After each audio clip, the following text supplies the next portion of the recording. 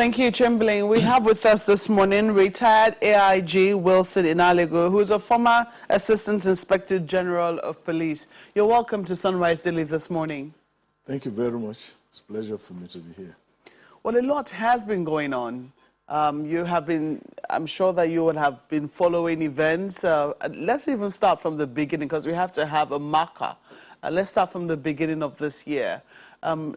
Internal security has been on the front burner. We've seen a number of kidnap attempts, which has called to question arrangements that we have internally. The Northeast is still there raging. We've seen attacks in the Southeast as well on police facilities, as well as internal correctional facilities as well. So there have been huge questions as to what is going on.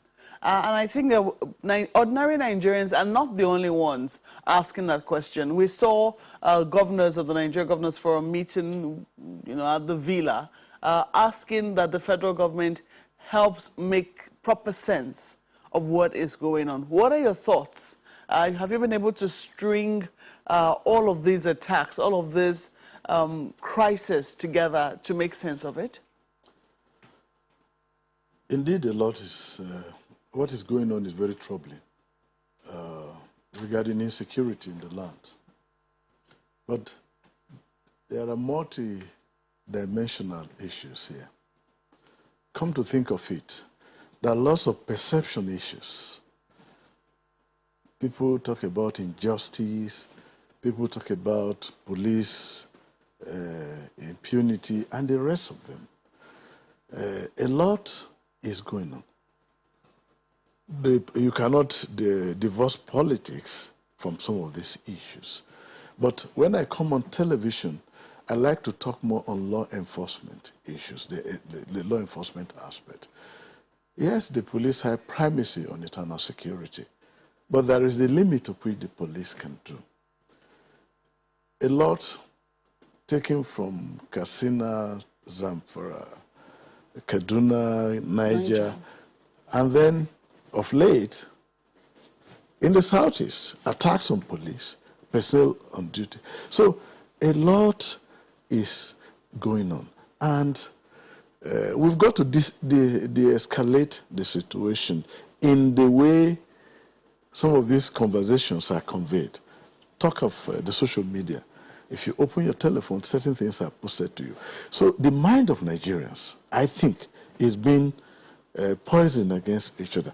From the north to the south, everybody is saying one thing or the other. So I think some of these issues, we've got to de-escalate them. Now, the Inspector General of Police, who has, the acting police who has just come on board, is focused on taking certain measures by deepening the reform process. I think he has started by taking a step on reforming the IG's monitoring unit, because in the meeting where that was held in the Southeast by the 5 Southeastern governors, they talked about IG, allow our CPs and AIGs to deal with our local issues, not IG's monitoring unit coming to take over. The IG has shown good response by immediately disbanding the satellite offices in Port Harcourt and in Lagos. So that shows that the IG is listening. But the issues happening is the governors have a critical role to play. We've got to look at the citizen-police partnership. Is it effective? The role of the public in addressing issues of security, how have we structured it? Yes, we've talked of community policing. How has the understanding gone very much with the populace? Are they participants in the way security is provided for them? How do we get them fully involved? Because in a democracy... Sorry, is this a role you are prescribing for the governors? Yes, the governors. Or this is the role as prescribed for them in the Constitution? They are the chief security officers. You've heard a number of them deny very strongly that they are not any chief security officer. A number of them say they're chief logistics officers. That's what they are, and that they do not have any apparatus, to actually command security. How do you command security? you have a commissioner of police. That, not directly under their command? Yeah, but they'll take directives from you. When you give them directions, they are duty bound. That's in the Constitution. I could read the section of the Constitution. It's there. But let me just give you an understanding. It is not, security is not about guns, rifles, and batons, and the rest of it. It's about partnership. It's about collaboration. Let me ask you one question. If I am a governor of a state, and I come a commissioner of police, we're having rising incidents of kidnapping, rising incidents of banditry, rising incidents of rape and other heinous crimes. What are your policing plans? What are your policing priorities? When I am doing that as the governor of my state, I will have the commissioner of police come sit with me and might be my security advisor, and we'll benchmark the commissioner of police. We need banditry, kidnapping to reduce by 50%. We had 10 cases last month. In this month, we want you to reduce it at least by 50%. What do you need? And the governor says, okay, the commissioner says, if you give me this, this will happen. So you are placing a task on him. You are systematically controlling the police. If it's not done, and you have those things documented, this is what happened. So you will give that lawful directives. But when it comes to, if there is a political will, what we are talking about, this insecurity can be ended in no time. It will seem that the governors have finally given up on the arrangement, because in some instances, the assignment of commissioners of police to some states have been politicized. Some governors complain that before they can barely start working with the commissioners of police, they have been changed. That happens. But in some other instances, they have even given up totally, and they seem to be relying on, I mean, you've seen the emergence of regional security outfits, even though the governors say, oh, they're not regional, they're state-owned. We're just saying that we'll have a regional base so as to save money on equipment. What are your thoughts on these arrangements that have come up? In any security situation, providing solutions, coordination, collaboration is important. So when the governors come together to say, look, we want to form, ideally that's not a bad idea, but the situation is like this. If you have a vigilante, if you have homeland security, they've got to work with the official security agencies. It is what I expect, and I think one of the things we did when I was Commissioner of Police in Ekiti State in 2017, I had the privilege of addressing the governors of the Southwest, I think on the 13th of February 2017. And one of the suggestions I made to them is about having a coordination of all the security agencies within the West so that they can address the issues of security. Because we did it successfully in Abuja, we had the G6 states. The G6, that is the 5 other states that are contiguous to the FCT. They came together in Abuja. That initiative was brought by the former then minister, Dr. Aliyu Modibo. And the governors of Niger, of Kogi, of Nasarawa, of Kaduna, and the Benue State opted to join. And what did they do? They brought critical resources together, vehicles. They brought brigade commanders from the 6, including the FCT, commissioners of police, director of DSS, and even the judiciary, to look at the issue of security comprehensively. And I want to report that that paid off very well. And then when we met, when they had the meeting in Ekiti that time, I was Commissioner of Police, 2017. One of the decisions was taken was a convergence of the commissioners of police of the Western geopolitical zone coming together to begin to share experience. And I recall then, myself and the CP Osun State, we were collaborating. Therefore, if you commit an offense in Ekiti and you escape, there were no barriers. We could just cooperate and get you apprehended. So what is important, I think, is you can have those security arrangements, but let them feed in to the official security. Don't create a situation whereby you ethnicize the issue of security, because we are managing unity in diversity. So when you come and begin to bring different, and especially if you arm them, but they can feed into the official security.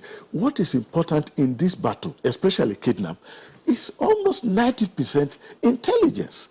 So when you have all these layers, these the vigilante and all that, getting information because they are embedded in the community, and then you promote citizenship, citizen-police partnership. What do you get? When you bring them together in that way, the situation you create is the citizens develop confidence in the police and other security agencies, and they are able to share intelligence. How is it possible? You attack this police station today, you collect weapons. They are unknown gunmen. You go, you kill the other, you kill police, you challenge authority, it means something is just going on. And the governors are in the best position, right from the ward level, a security arrangement, going to the district level, to the local government level. The governors are in charge. The commissioner of police, if a governor of a state tells a local government chairman or area council chairman that, and the traditional rulers, I need to get these people out. Who are those people who have just settled in your community? So you do not agree, I mean, you do not agree that the governors are chief logistics officers? The governors have the most critical role to play. Yes. Have they been empowered to play the role is the key question. The question I'm saying is, if I am a governor, I'm going to demand from my commissioner of police your policing plan, either in the short term, in the medium, because when you systematically, I want you to understand something. I want to take the position that the governors of the Southeast, they stated something, that we need the IG to allow the commissioners of police and the AIGs. So one of the things I support is devolution of power, especially to the AIGs, so that they can have a monitoring and evaluation team. And the governors are in a position to tell the IG or even the president that this is the situation. But where you mix and say this commissioner of police is of this political party, this commissioner of police is of that political party, you complicate issues. Look at it from the professional angle. Are commissioners of police allowed to join political parties? No, not at all. But somehow they are just ascribed. Might be you take a decision, a commissioner of police takes a decision that is clearly professional. It could be interpreted to say, oh, are you sure that commissioner of police is for us? Are you sure it's not for the opposition? Without looking at the professional standards. So what I want to advise, benchmark the commissioners of police. What are your security concerns? What are those kinds of concern? Is that commissioner of police able to measure up? Does he understand what his roles are, what his role is? There are two critical things that you have said that I have gleaned, and I'm going to ask you a bit more about them. One, when we're talking about regional security forces, you're afraid that they could become ethnicized because they would consist of major ethnic groups, and you think that could be dangerous. However, there are those who will argue that all policing is local, that all problems are local mostly, and that it would take locals, people who live within those communities, to know, who the criminals will be, or when they have people who have come from outside to commit a crime. You don't agree? I have stated that those individuals, whatever, they should work under the supervision of the regular and official security outfits. Because as of today, we don't have state police. So those people that you have formed, are you giving them weapons? But what they can do... Do you think they should be given weapons? Because they cannot, because the Firearms Act does not provide for private individuals to have weapons. It doesn't provide for the criminals to have No, weapons. let me. But somehow the criminals have a hold of weapons. Let me tell you something. Weapon is just an aspect of security. In a facility, how many people may carry weapon? But the weapons are used actually to intimidate and make you to part with your property. But the point I am making is the situation that we have. If the regional security arrangement they have, they must work under the supervision. Don't forget, it takes so long to train a security officer that even when you pass out of the police training schools with intensive training, you don't really become a police officer until it might be around 4 years into the force before you imbibe the spirit and the necessary skill to do your work. It's not just about you just like traffic control. You just grab somebody there controlling. There are skills involved. So the point I am making that the governors are right to express concern and to come with these arrangements. But the arrangements should be coordinated by the official security agencies, like the police. And we have that provision that when you have vigilante going out, assuming there are 10 vigilante members, you have at least 2 police officers with them. And this will curb their excesses because they may not understand the nitty-gritty of providing security. And the best way, I think, is intelligence, information. So when you have like Amotekun or Ebube Agu and the rest of them, if they work with the police, it's like multiplying the number of police. But let them not go alone and begin to effect arrests.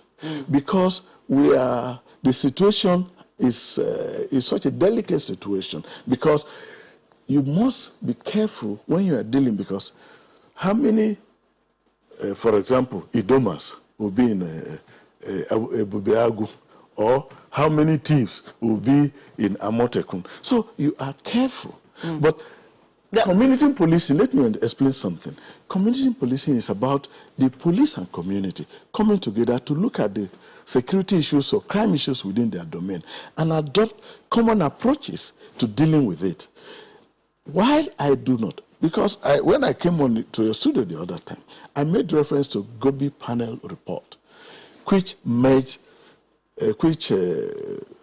disbanded the multiple police forces that we have, leading from 1964, TIF crisis and the Operation Wete and the rest of it.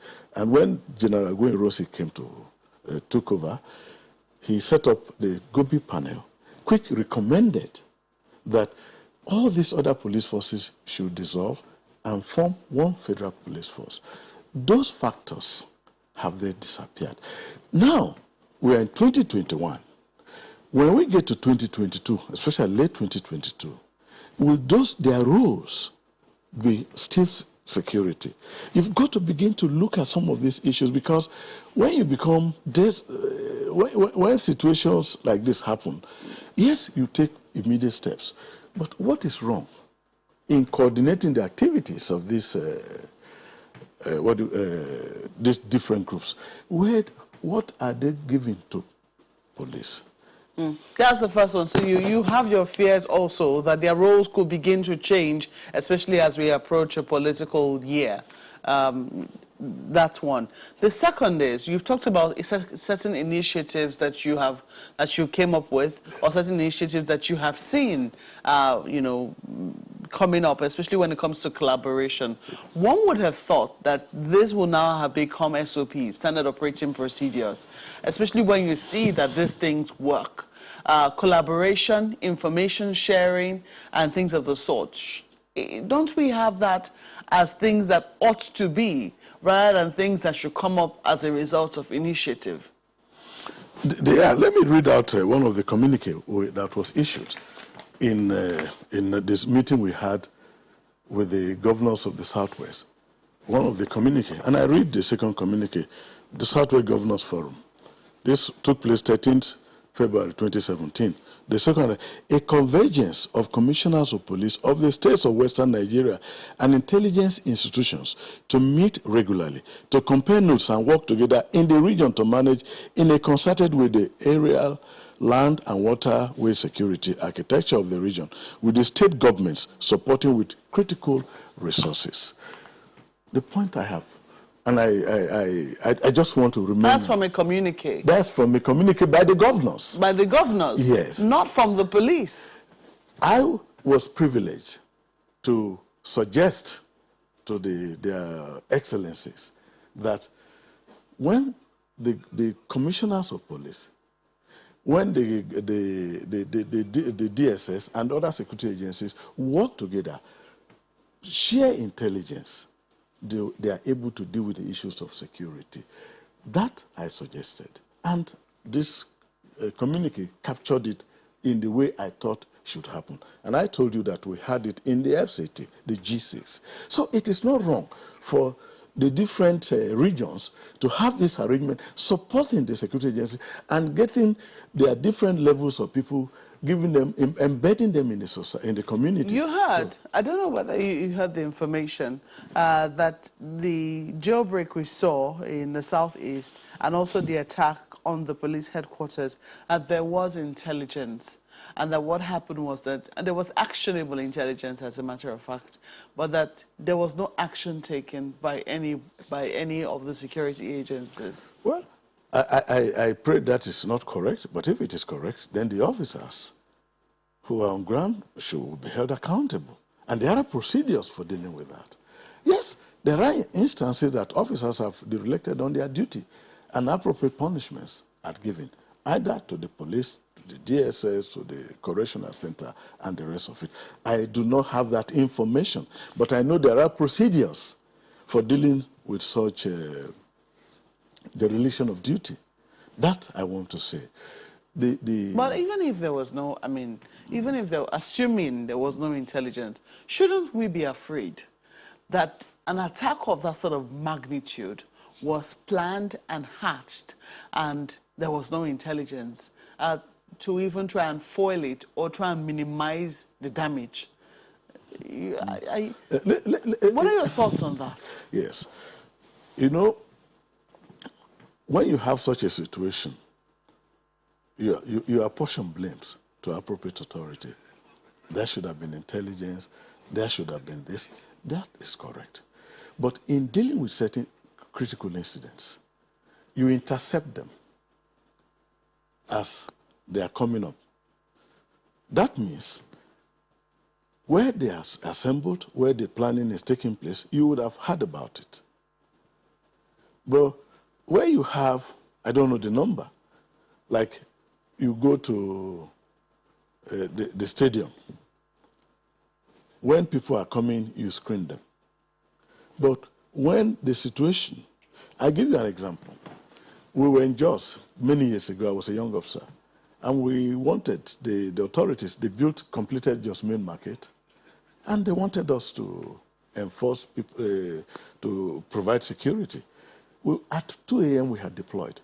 So whoever came could not drop their luggage, their items, just anywhere, because we had that arrangement. But if you are not informed, and you had that mass of people, yes, with your training, you use your, even without using little force, you should be able to push them back. That is an area that I'm sure the IG will look into it, about crowd control procedures, and then it's definitely an area that should be investigated. No, of course, I'm sure investigation is going on. I want to ask you, now that we've seen movement, we've seen the governors asking the federal government to help make sense of this all, to do a reassessment, it would seem, and maybe, try and maybe define what the real problem is. What do you hope to see moving forward? What are your thoughts on what our new strategy should be moving forward? First of all, we must create confidence among the different peoples of Nigeria. There must be that mutual trust. And those operating, on the social media should be mindful of what they post. Because there seems to be a lot of perception of injustice, perception of several things that there are too many. If there are those perceptions, shouldn't they be addressed? Yeah, that's what. Because it would seem that that's the only place people can ventilate. They have nowhere else to speak about their feelings. Exactly. And I think there should be a feeling, I don't want to say the authority, a kind of, yes, we understand your fears, we understand your concern, and these are the things we are doing to address them. So you think that somebody at the level of authority should be doing that? People in authority, in very high positions, should be seen to be saying, look, all you are saying is not totally correct, but this, we think we need to address it. There should be some admittance that this perception that you have, this is the situation about it, and we'll do something about it. And the principal security organ on internal security, the Nigeria Police Force, the Inspector General of Police, Acting Inspector General of Police, has shown a desire to move the force forward. I will expect that he should create a change management team, a change management by maybe having designating one of his DIGs, let's say the DIG Research and Planning, that look, as far as the reforms and managing the changes in the force is concerned, I task you with this, which means the duty of that DIG Research and Planning, monitoring and evaluation. That means if the IG says roadblocks have been totally dismantled, that DIG, who is responsible for change management, will see to it and will be giving, might be monthly report to the management to say that this is being done. There is, so that Nigerians begin to see that there is a genuine effort to change things. Because when you do that, when you have, that is, the first management team is there, but you have a change management team headed by a DIG who is taking feedbacks from the field, looking at the AIGs, because the IG cannot do all this without empowering the AIGs. So they still need to be empowered. Yes, the AIGs in the zones, give them assignment like monitoring and evaluation. That means if I give a directive, how are the directives being complied with? That can be done. That, for me, will help. But the governors have a critical role to play. Let me quickly flip this to my colleague in Lagos, Kaide. I understand he has a question for you. Okay. Let me see if I can set another marker for our guests. So, listen to the governors, the chairman of the Nigeria Governors Forum. I got a sense of something that quite worried me. So let me just ask, do you think that we have a full grasp of the scope and the nature of the type of insecurity we're dealing with as a nation?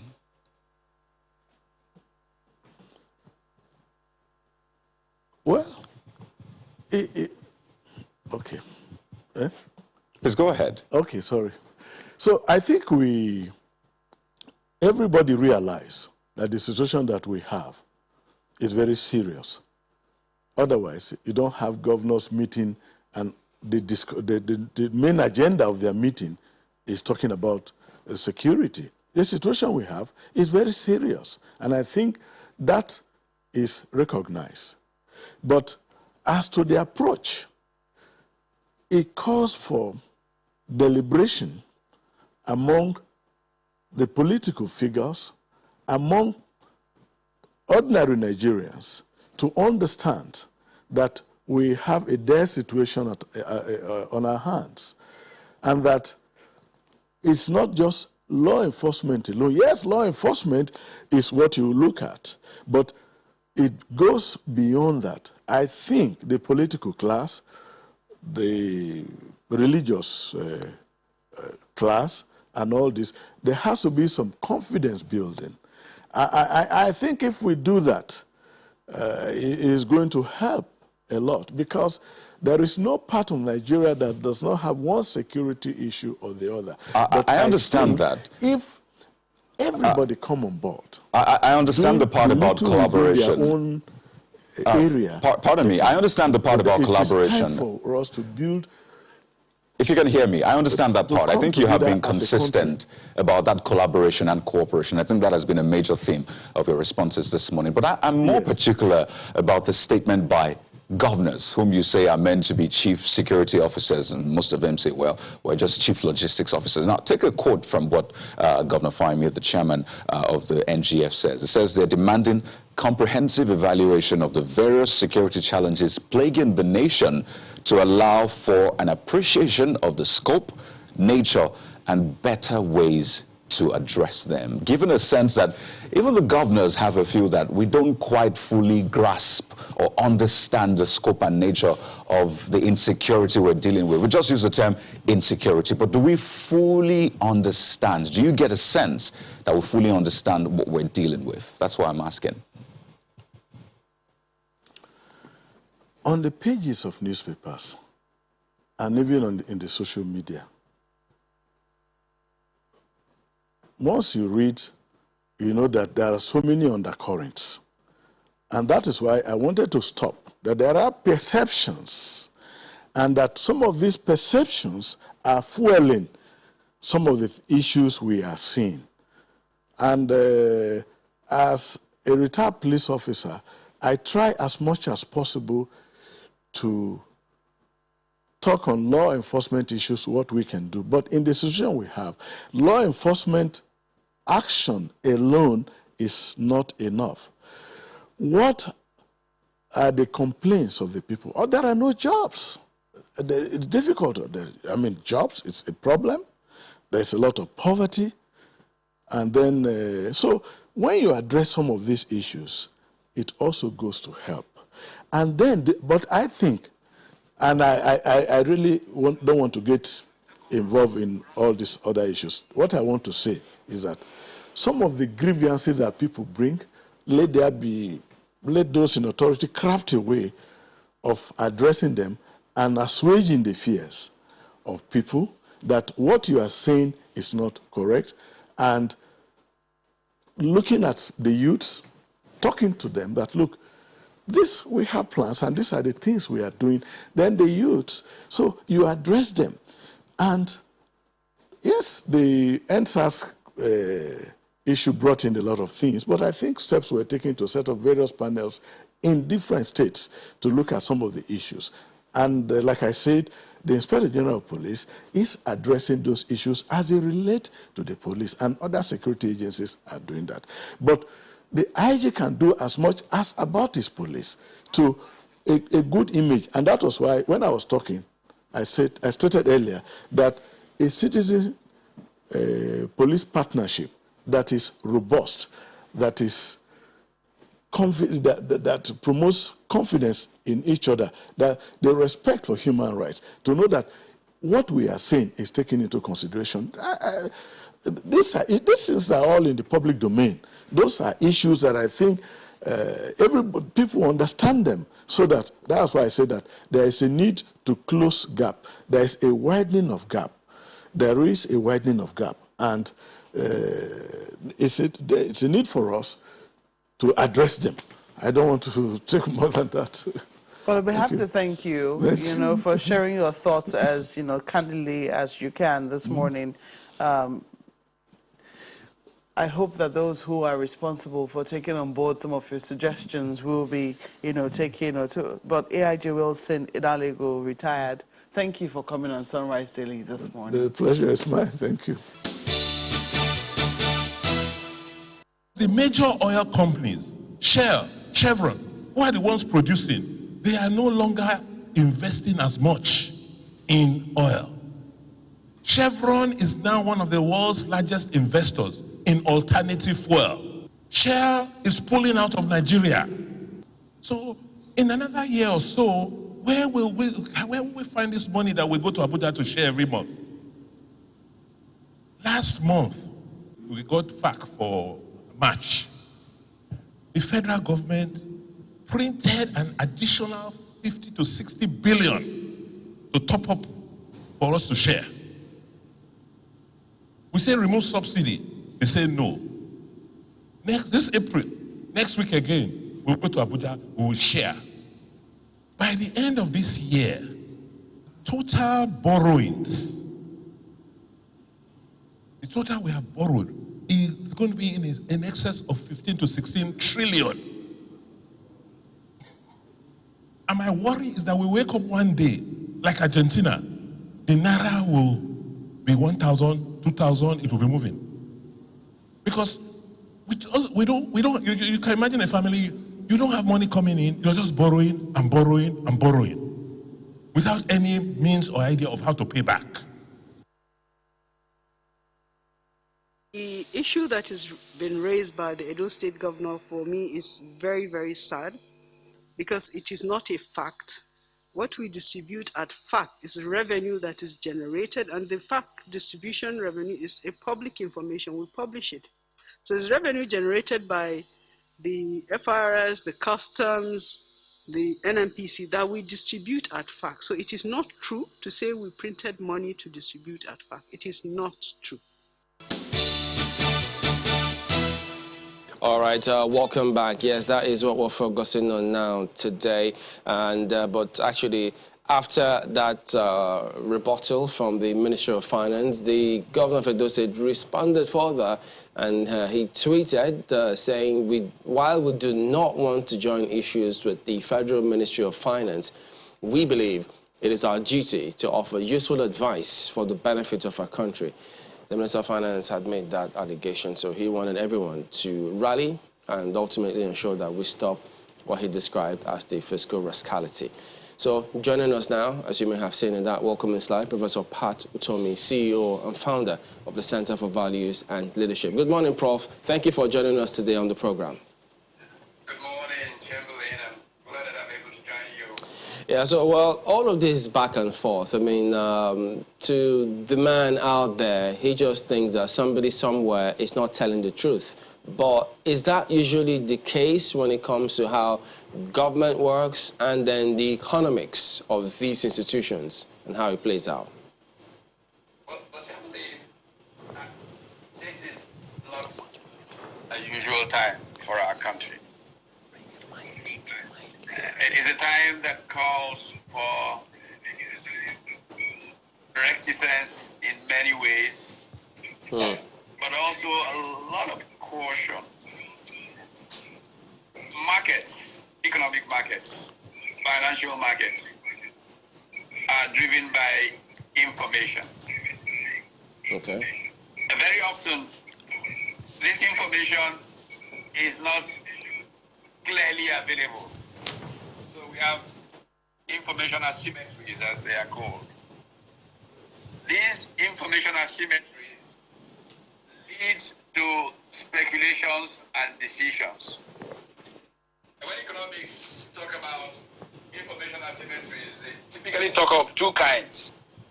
One leads to what is called a moral hazard, the other leads to adverse selection. But this is not an economics class, we don't want to go through that this morning. But what is important is that in a challenging time like our country is going through, we have a dual object. On the one hand, there is need to speak truth to power so the right things can be done in the interest of the common good of all. On the other hand, there is a need to be very circumspect about setting critical positions because it can be signaling to markets that can actually lead to a run on a currency. So it is a tightrope that we must walk very gingerly. respected experts, politicians, respected observers have to speak within a certain, band, in a certain range, so that unnecessary consequence do not occur from the perceptions that are driven by information that is available in the marketplace. Yeah, but so Prof, if I could just come in there, because listening to the governor, some people will be of the impression that CBN just prints money and then pumps it into the system. But the CBN governor did say, look, globally, there's a practice that the central banks of countries have got to support the governments wherever they are. And it's not that they just literally just print the money and pump it into the system, which is the impression that many may get from what the governor of Edo State is saying. So I think the warning that the governor of Edo State was giving, this economy, for example, has been driven, sadly, very, very sadly, by oil revenues. The translation of dollar into naira by the central bank is a practice that some economists have had strong opinions about through the years. It is what has moved Nigeria away from a production-based economy to a sharing economy. I'm one of those who have argued stoutly against the tradition of how we have domesticated foreign income coming from oil. In fact, if anything, my standing position, which goes back many, many years, is that we should put our money into 3 different pots of account. Our foreign money that comes from mineral wealth. We should put a small fraction, really seriously small fraction, but helpful fraction that enables us finance budgets up to a point, into the distributable pool fund, the so-called FAC account. We should then put a next tranche, perhaps even more sizable, into a stabilization fund. And a stabilization fund is a fund that is easy to access, so that if revenues drop so badly that budgets are going to go into crisis, you will draw some from that stabilization fund to establish a certain stability with the budget process. And then the third is what is generally called today a sovereign wealth fund. Or, if you will, a future fund, as I have preferred to call it through the years. I'm giving all kinds of formula for how to do this through the years, which we have, of course, not bothered to follow. So, because we have generally just domesticated everything, and let me give you a classic example. It's an irony, Chabli, that I'm actually in the middle of writing a book that is titled The Roots and Origins of Inequality, How Bad Politics Subverts Economics.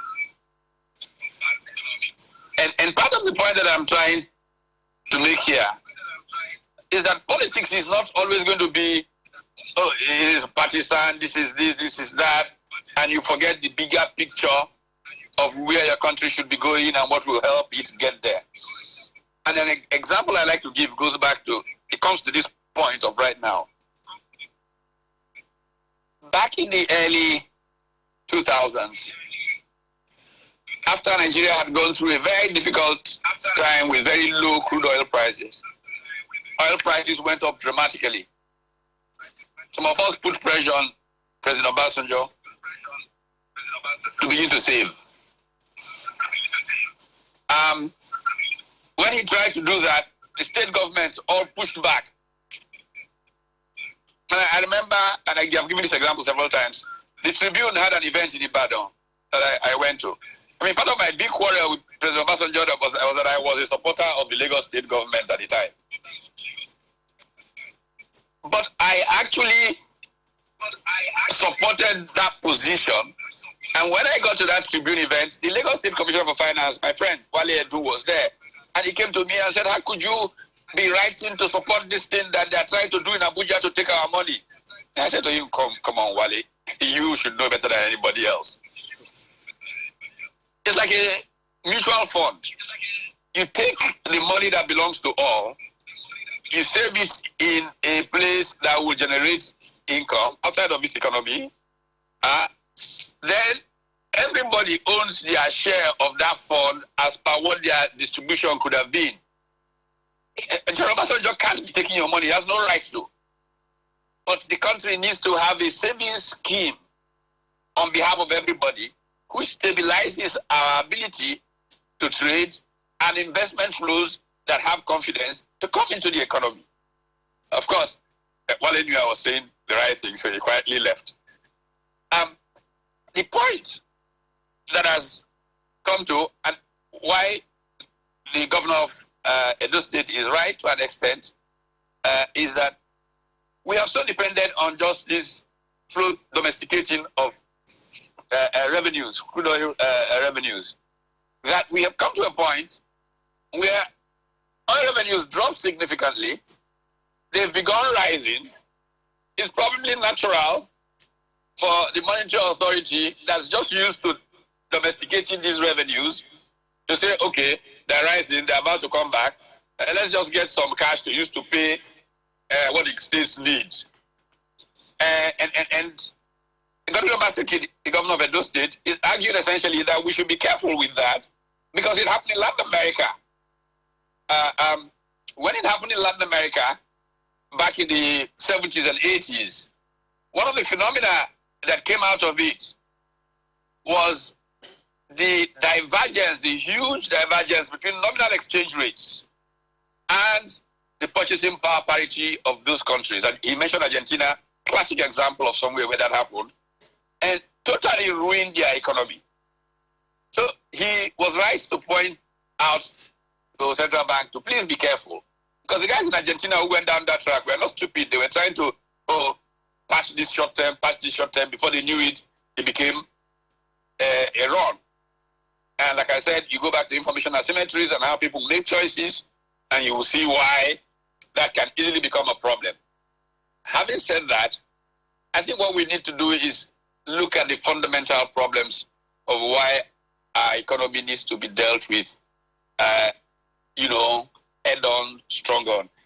Look, many of the countries that are strong economies today, like China, like Brazil, were in this position less than 30 years ago, 40 years ago. How did they go from those positions to where they are now? This is really what I think should be the concern of the managers of the economy. This, I think, should be the concern of all well-meaning people, no matter where their partisan obligations or interests and co lie. If you go through a series of speeches made between 1997 and 1978 by Deng Xiaoping, who had then only recently taken over as the leader of China, you will understand why China is where it is today.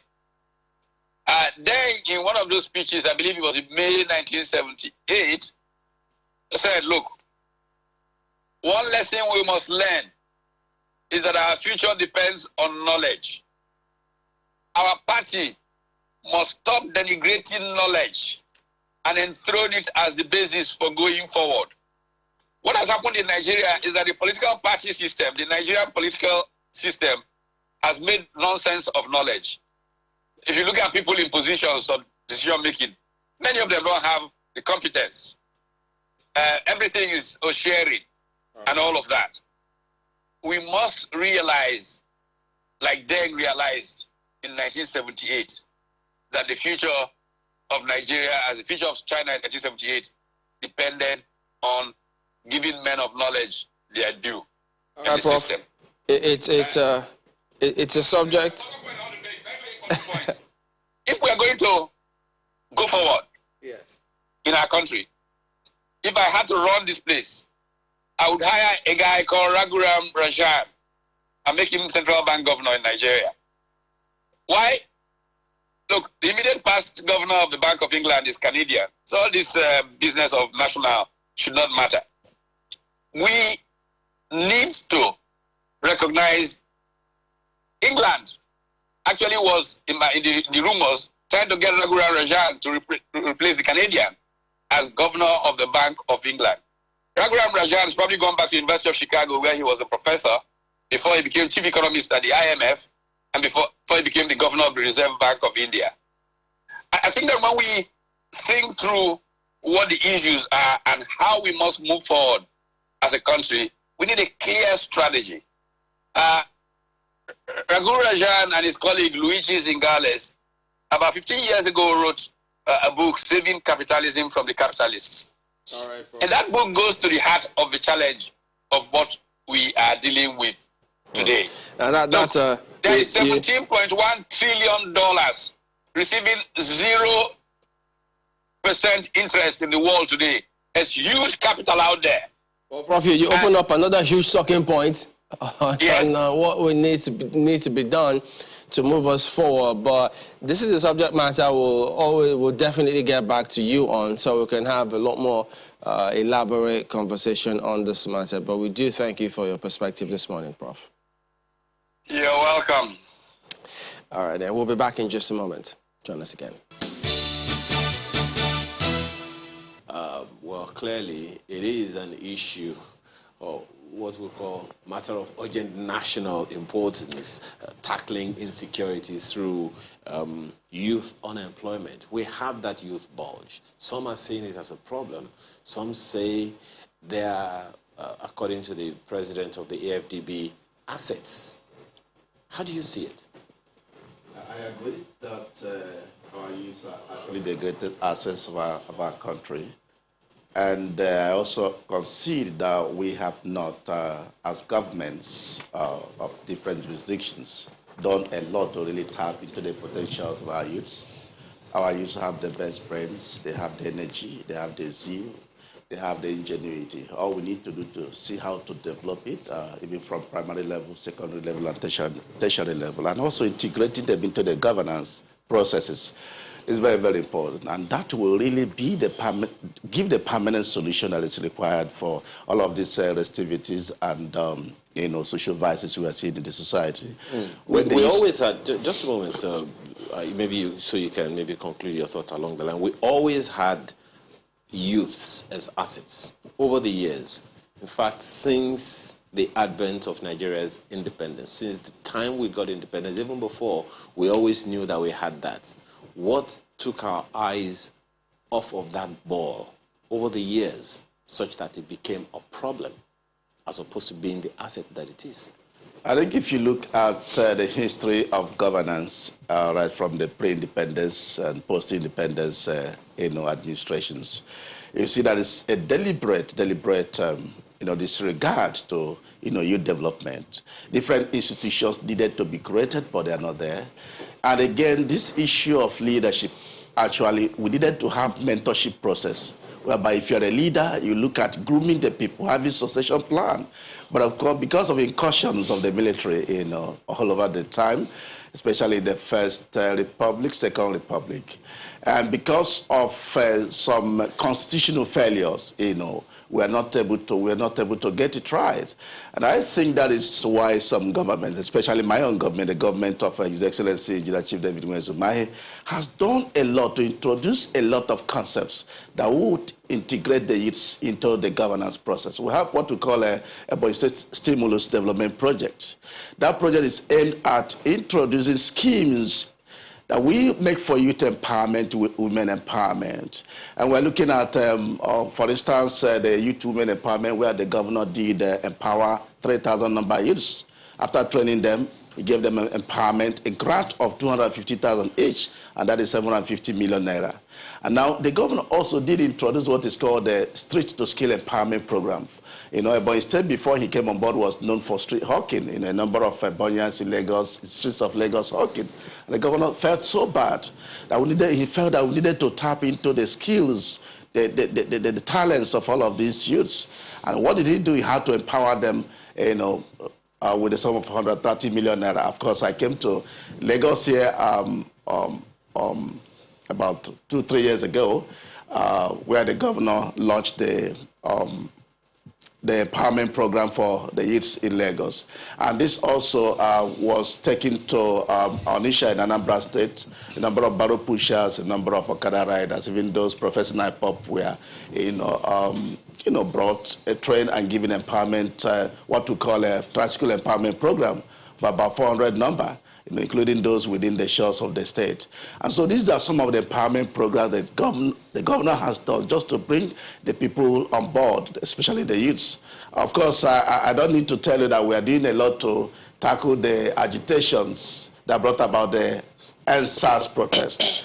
And we are about the first state to have convened a summit to look at what are the areas of needs of these youths, including the area of ICT, job creation, and all of that. But before you shed light on those parts, if I could just seek clarification on some of those items you've mentioned.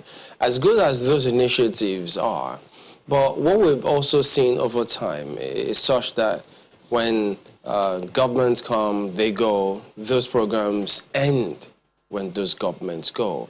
So what is wrong with looking at the institutions? If you strengthen them such that it's going to be just really easy for those benefits to be long-lasting. In fact, it will just be there whichever government comes in place, so it runs naturally. What is the thinking concerning that? Yeah, I agree with you that institutionalization of all of these processes is the way to go. And that is why I told you that we already have a stimulus development program for the youths. It's lasting beyond administrations. We also have a kind of mentorship scheme, which the governor did introduce. We call it Governor Mahi Mentorship Scheme, whereby people from different careers, especially youths, are brought on board into the governance process.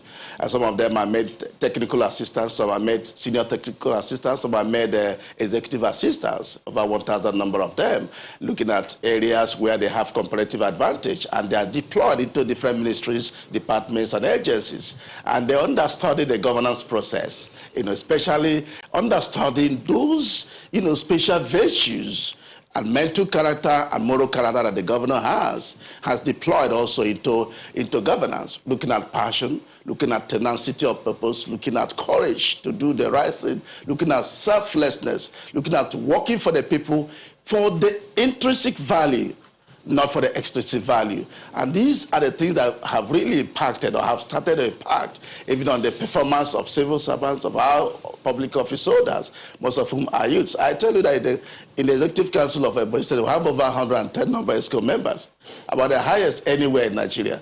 But you can see that we have about 80% of them who are youths. And this is the way to go. You wouldn't see a very old person in the Executive Council of Ebonyi State, and that has really helped. Right. And given all of these things, we think that in future we will have a better and much more better leadership.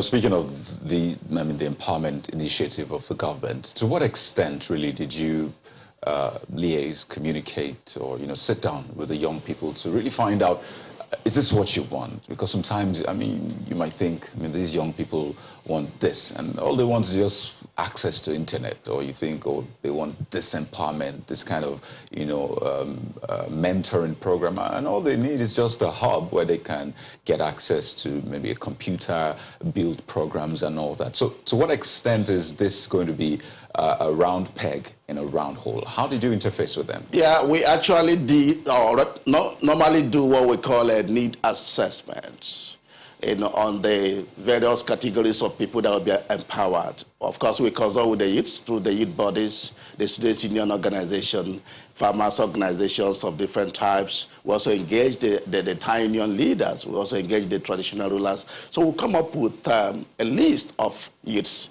based on passion, based on skill, based on interest. And of course, they are given training mentorship, and from time to time, they are brought, and they are retrained under this Ebonyi State Stimulus Development Program. And they are monitored to see performance based on what they have agreed to do. And that has really, really impacted. I tell you that even the civil servants are also beneficiaries of this. The governor rolled out 4 billion naira, which civil servants have the opportunity to access. Some access between 200,000 and 1 million. What happens is that they are given training and they are monitored. What's the interest rate? Yeah, it's 5% single-digit interest, and it's paid over a period of 3 years, minimum. And of course, it does depend on when you are bowing out of service. And I can tell you that a lot of civil servants showed interest. We call it second address scheme. Whereby as a civil servant, you have white-collar job, you need to have green-collar job. You need to fall back on something that will be making up your civil service pay. That has really assisted, in our governance. Right. Because you can see that civil servants in the Ebonyi State, they are so much contented, they are contented. The era of waste, even in governance, is a thing of the past because they are actually contributing, in ensuring that we don't have waste. So if I could just ask, is there a consensus for the youth now as to what they want from the government, what kind of provisions they want from government? Is there a consensus? Maybe I could give you examples. So they say, well, we need farmlands. Do they say, well, we need access to internet? Do they say we need better education? What kind of messaging are you getting from them as to this is what we want as young people in the state? Yes, it's part of our feedback mechanism. From time to time, we have a kind of a discussion with them and interaction with them. We engage them, we interface with them. And we have seen that education is very critical. They're looking at funding education, especially from the primary level, to assist, the poor women, poor parents, by way of giving incentives and all of that, and giving quality education. And again, they are looking at developing ICT. And that is where they actually measure. And that is why ICT is one of the cardinal programs under the stimulus development program that we have. So what are we doing? Sometimes we have a seamless application process, whereby every application for empowerment is through the net or through online. Now from there we know those that have the capacity, the potentials, and we bring them on board and give them empowerment. And again, they are looking at making agriculture to be mechanized. That is another area because we have a lot of graduates who have got nothing to do, have got no employment, and so they now ask that government should help to mechanize agriculture. And that is one of the programs of government, mechanization and commercialization of agriculture. Now, under this program, over 53,000 number youths and women in the entire state have been enrolled into agriculture. And we're looking at about 13 billion naira over a period of 4 to 5 years that government did inject to empower youth and women in the area of agriculture. We're looking at an average of 250,000 per hectare. That is what every beneficiary does assess to go into any form of agriculture, whether primary production, whether secondary or tertiary production. Incidentally, I spent almost a year in Ebonyi State, and one thing I found out is a lot of young people actually have this flair for entertainment, and some of them I interfaced with, and I'm just wondering, what is the thinking of the government regarding that? Because there are people from Ebonyi State that are doing the state proud, but on a wider scale in the area of entertainment. And with the current trend now, it would seem that Nigerian entertainment specifically is getting to that billion-dollar industry. So for the government, what are you thinking in that light to ensure that employment is also created and the value follows? Yeah, I agree with you that entertainment industry or creative industry is the way to go. We are looking at that area. That's why the governor, first of all, had to develop, to transform the state. And as I speak with you, the men of the entertainment industry have Ebonyi State as the place to be. In the ELSA summit that we had a couple of months ago, this was at the front banner. Creative industry, entertainment industry. Of course, we did invite resource persons, including Mr. Zach Oji. And what we are looking at now is proposal, which we have engaged Mr. Zach Oji and some other people in the entertainment industry. A proposal that will the government will partner to ensure that we get our youth and women on board in all forms of creative industry, and they will be developed. And we will have a lot of talents to be harvested. And that is already going on as I speak with you. A committee has been formed by the state government to interface with these resource persons to see how we can bring all of this things on board. And I can tell you it's going to trigger job creation seamlessly. And it will also reduce all of this urge for civil service or white-collar job. And I can tell you it's going to create millions of jobs, in Ebonyi State. We've got the environment. Today we have so many flyovers. We have so many water fountains, so many wonderful roundabouts, so many wonderful facilities, theaters, that, of course, what we have as a ecumenical center is a world class. If you enter there, it's better than the National Ecumenical Center. The best, I'm sure the best in Nigeria. And these are the theaters or kind of facilities that can help to really attract creative industry. When you speak about those projects, is there a policy of government that says for all those government contracts that they award, a certain percentage have got to have huge youth representation? Yes, like I did tell you. In construction, for instance, could you give us the figures? You have to know that we use our own local content, and over 80% of them are youths. Even in the non-skilled, in semi-skilled and skilled level. 80% of them are youth. And we're looking at 10 number persons engaged to do a kilometer road. Oh, what are they doing exactly? The menial jobs in the construction work or what? Yeah, they do semi-skilled, they do menial job, they do even skilled job. Like I told you, in Ebonyi State, we do more of direct labor job, and we engage our civil servants, we engage our youths. We distribute all of these construction processes such that our youths are integrated. So is there like a pool, a register, where you have details and data of those young persons there who are either underemployed or unemployed, such that when they do get jobs, then you can monitor what is happening? So that's part of institutionalizing the whole process. Yes, we have empowerment and employment database targeting the youths, the graduates. And what we do is that if we are looking for civil engineers, for this, I will just go to the database and give them a contact and give them somewhat examination. Is this done by government? I thought private sector should lead this charge, this initiative. Yeah, I agree with you. Private sector, of course, is working, giving its own contribution. But we have our own as government, our database, where we draw up, youths, depending on the fields of, their field.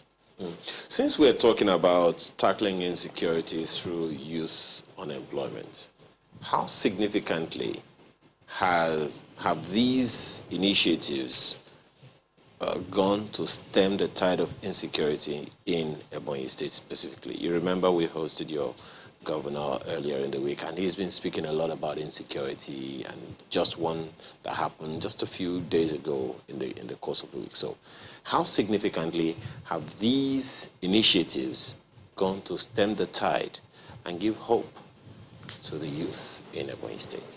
Yes, like I said that today, Ebonyi State is a constitutional site.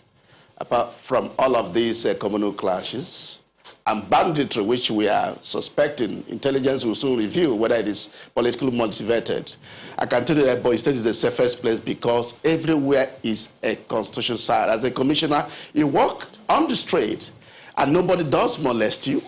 Criminality is reduced to the barest minimum because of the engagement of the youths in different sides, constitutional sides that we have in Ebonyi State. Like I told you, every kilometer has no less than 10 youths that it does engage, and they are paid no less than 50,000 in a month. And if we are looking at 2,000 number kilometer roads that we have done within the last 5 years, we are looking at injecting 2,000 by 50,000 by about 10 persons.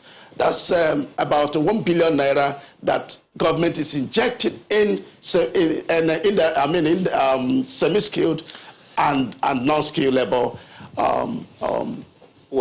engagement. Ms. Oji, I don't have my calculator, and I didn't really do very well at mathematics, so you probably ace me at that point with all the calculation. But for now, we have to just thank you follow the very money. much. Yeah, we have to thank you very much and hope that the youth themselves who have been beneficiaries of these initiatives will hear their voices as well. Thank you so much for being a part of this conversation. Uchenna Oji is Commissioner for Information, Ebonyi State. We're back in a moment. Do stay with us. The next item are your contributions. Oh, yes, it's an item on the program. And the first one we have here is about the conversation we just ended.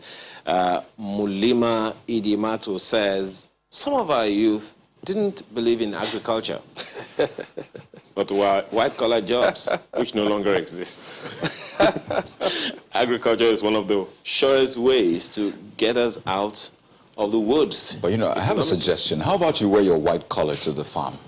It's a white-collar job. They all work together. One flows into the other. Everyone can't believe in the same thing. That's the way it works. So, and then there's nothing wrong when you believe in something. Yeah. You change your mind. You have a right to change your mind. Absolutely. Especially if they're trying to encourage you to go that route. So you never know.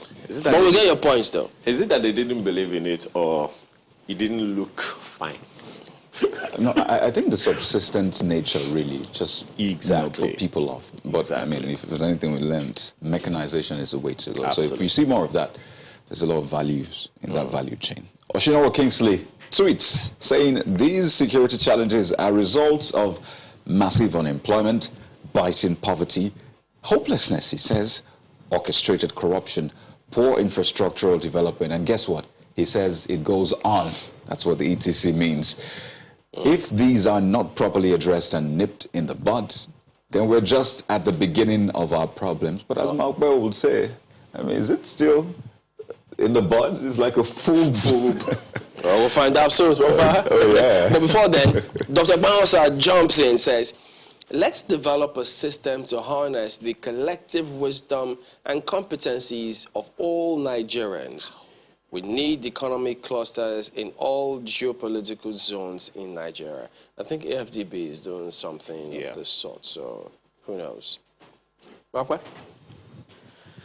Well, Professor Inakina has this one to say. Agriculture remains our hope of economic development. If 10% of our population is supported to invest in farming, Nigeria will witness economic prosperity.